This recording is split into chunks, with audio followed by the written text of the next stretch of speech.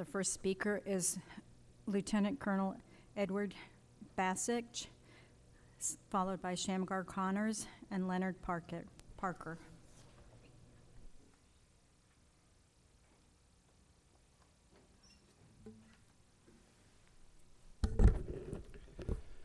Good evening. My name is Chaplain Lieutenant Colonel Edward R. Baccich, U.S. Army retired.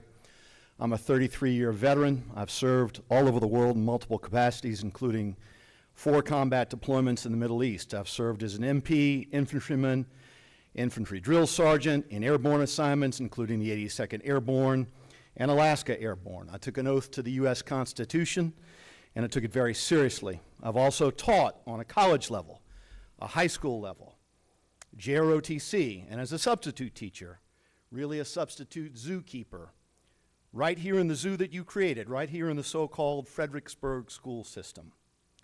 In my time as a teacher, I saw Marxist indoctrination and sordid sexual agendas being ramrodded down the collective throats of impressionable young minds under the dark guise of love, tolerance, and education.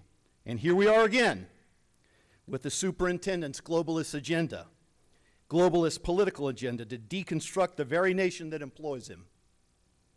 I know I stand with millions when I say that I detest your efforts to poison the minds of our young people, enticing them to despise their own sex, the very image of God in themselves, their own skin color, and their own blessed nation, America.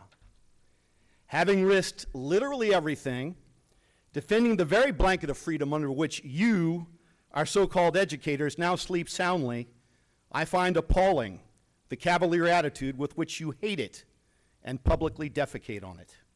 I'm here to say to you Marxists who hate God, who hate America, who hate white males, and the Judeo-Christian values that made you free, repent. What you're doing is criminal, it's child abuse. It's not education.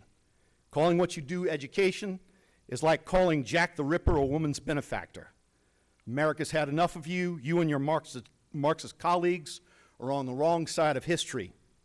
Your twisted agenda is a house of cards, and like the Berlin Wall, it's going to collapse. Thank God. On your webpage, with taxpayers' money, you're encouraging unvetted, illegal alien criminals to make permanent their facilitated invasion of our country. So I close with these questions. How many unvetted illegal aliens are you housing in your own homes? And is it ethical, moral, or constitutional to use the taxpayers' money for child abuse? Excuse me, sir, what district are you from? Are you from you didn't state your district.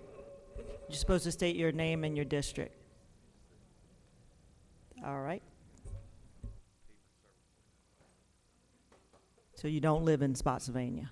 Can the next speaker please come up, Mr. Connors? He does live in Virginia, and he's retired military. So right. If we're going to have little comments, he's a taxpayer and a resident in Virginia.